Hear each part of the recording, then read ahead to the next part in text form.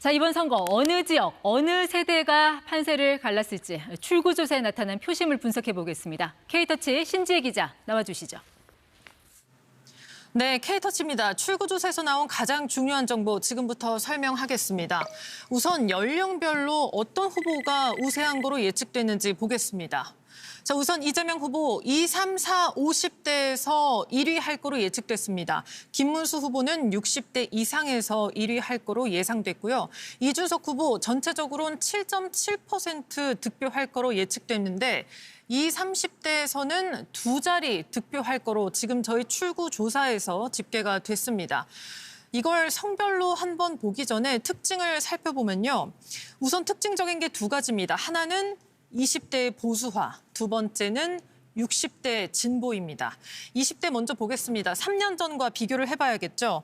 3년 전에 20대는 그래도 근소하게 이재명 후보에게 표를 더 줬습니다. 이 수치가 한 48에서 46, 이재명 대 윤석열이 48대 46이었는데요. 이재명 후보 20대에서도 표를 잃기는 했습니다. 약 7% 정도 낮아서 이번에는 이재명 후보 뽑았다는 20대가 41%대입니다. 그런데 이 범보수를 합하면 이 당시 윤석열 후보에게 표를 줬다는 응답보다 10%포인트 이상 높아집니다. 그리고 그 표를 김문수 후보와 이준석 후보가 분화해서 가져가는 그런 모습입니다. 자, 30대를 볼까요? 30대는 20대와 반대로 3년 전에 윤석열 후보에게 2%포인트 정도 더 줬습니다. 이 수치가 46에서 48이었는데 자, 이제 보수 표심 그대로 김문수, 이준석 후보가 나눠 가지는 모습이고요. 이재명 후보는 30대에서 1%포인트 정도 잃긴 했지만 거의 지지를 유지를 했습니다. 반면 60대는 어떨까요? 저희가 이번 조사에서 처음으로 60대 이상이 아니라 60대 따로, 70대 이상 따로 조사했습니다. 그 이유는 60대와 70대 이상을 하나로 묶기에는 표심의 차이가 있었기 때문입니다. 자, 60대 386세대라고도 하죠. 예전에 80년대 학번, 60년대생, 지금 2030 세대의 부모님 세대입니다.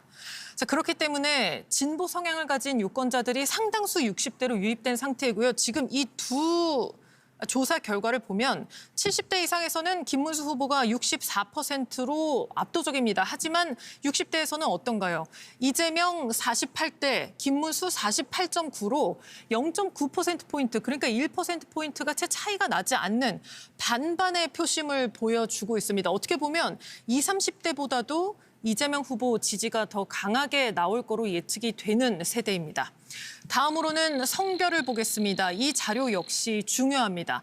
성별로 볼 때는 40대 이상은 성별 분화가 없기 때문에 20, 30대, 그중에서도 20대, 그중에서도 20대 남성을 이번엔 봐야 합니다.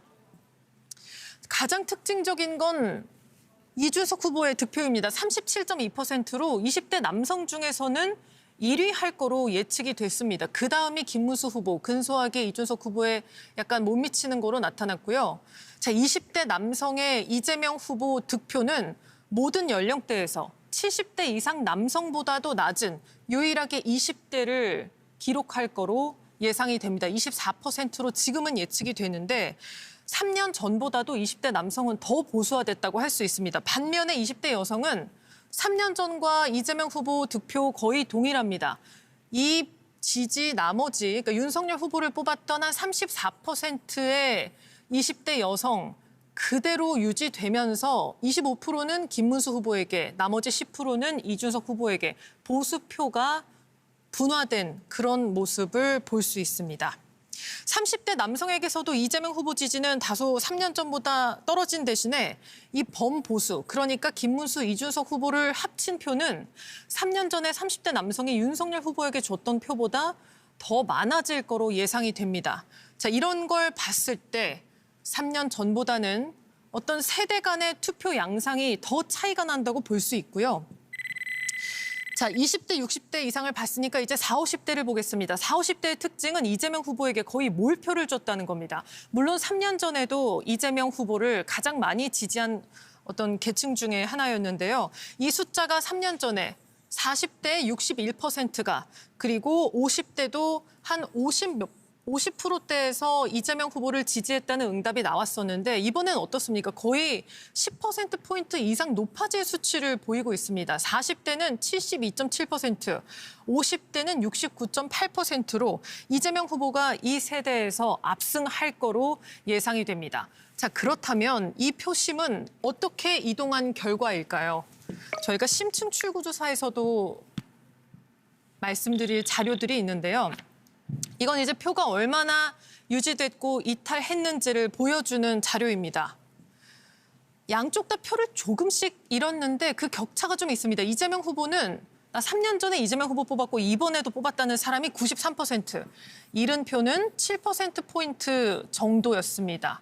하지만 윤석열 후보는 그 수가 이재명 후보가 차이가 나요. 그러니까 나는 3년 전에 윤석열 후보 뽑았고 이번에도 김문수 후보 뽑았다는 응답은 82.6%. 이 숫자와 10%포인트 이상 차이가 납니다. 그렇다면 잃은 표는 어디로 갔을까요? 보통 이준석 후보에게 갔다고 생각할 수 있는데 자, 나는 3년 전에 윤석열 뽑았지만 이번에는 이준석 후보 뽑았습니다라는 응답이 7.5%로 예측됩니다. 그런데 나 3년 전에는 이재명 후보 안 뽑았는데 이번에는 뽑았습니다라는 응답이 9.2%입니다. 이렇게 윤석열 후보를 뽑았다는 유권자들의 표가 이탈이 있었고 그중에 상당수가 이재명 후보로 흡수되면서 이번에 이재명 후보가 과반 득표, 민주화 이후에 가장 높은 득표로 출구조사에서 예측이 되는 그 원인 중에 하나라고 할 수 있겠습니다. 이걸 보면 자, 이제 정권 교체론이 높았음을 알 수 있는데요. 실제로 저희가 심층 출구조사를 해보니까 정권 교체론이 정권을 보수가 다시 가져가야 된다는 응답보다 12%포인트 정도 높았습니다. 그 정권 교체로는 20, 30, 40대, 50대까지 우세했고요. 60대는 아까 보셨던 것처럼 아까 60대 표심이 이재명과 김문수 후보 거의 반반이었잖아요. 정권 교체론과 재창출론도 반반이었습니다. 그리고 70대 이상에서는 정권 재창출해야 된다는 답이 과반 정도에 해당했습니다. 저희가 개표 방송을 통해서 이 같은 출구조사 결과 그리고 득표 상황까지 계속해서 분석해드리겠습니다. 지금까지 K터치였습니다.